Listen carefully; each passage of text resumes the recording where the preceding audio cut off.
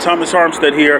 This is how I disagree with Gary V 1.2, because this is in addition to the first video. Once again, as always, I love Gary V. He is no bigger fan than I, but there are a couple of things that I disagree with. And in the first video, we talk about being fancy, getting fancy, having, these beautiful images for his videos, and a 20-person staff, which I love.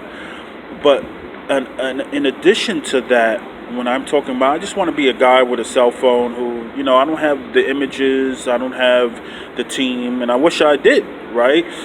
But I'm thinking more, like when Gary says in the first video when he was doing Wine Library, he said, you know what, I immediately knew that I couldn't just sell a bottle of wine, and just be like a catalog. I had to build a relationship with people and really talk about the wine and being invested in it emotionally and intellectually, and in terms of the art of the wine, not just like, here's 20 bottles, right?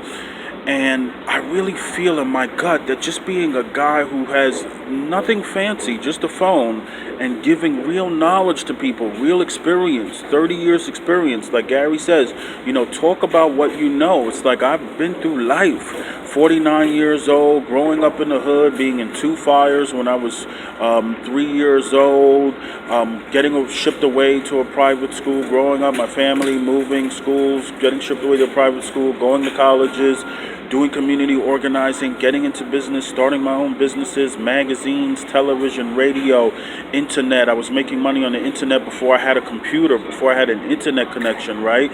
And so I think part of my strategy is I want to be that guy who's totally not fancy in any way.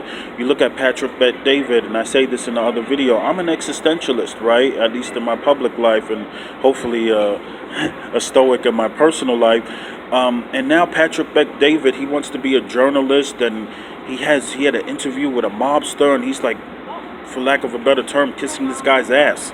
It's like he was not a businessman. There's no such thing as a mob-owned business. It's a criminal enterprise. It's not a business, because there's always that threat that they could physically harm someone.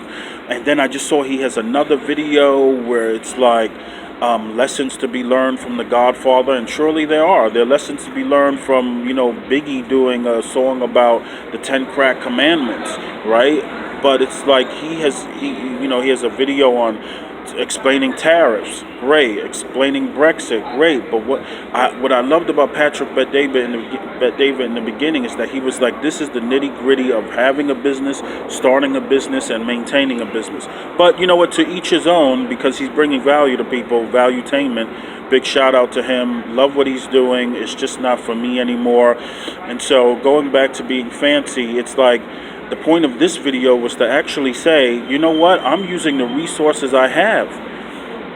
I don't have 20 people. I don't have, $1 million video and audio equipment. And in a way, I wish I had. But I'm like, imagine a guy can become as big as Gary V or bigger, because I'm sure that's what he wants for his students, although he's very competitive. I love that about him.